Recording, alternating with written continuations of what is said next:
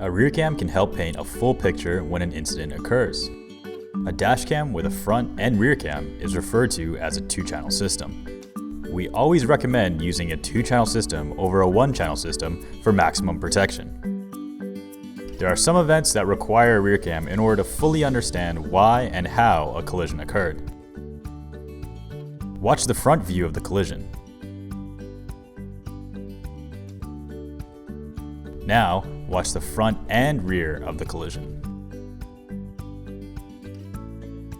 Not only does a rear cam provide maximum protection while driving, but also while you are parked. A rear cam will record motion and impacts while in parking mode. So you will be able to review rear cam footage and catch the culprit who dinged your rear bumper in the parking lot.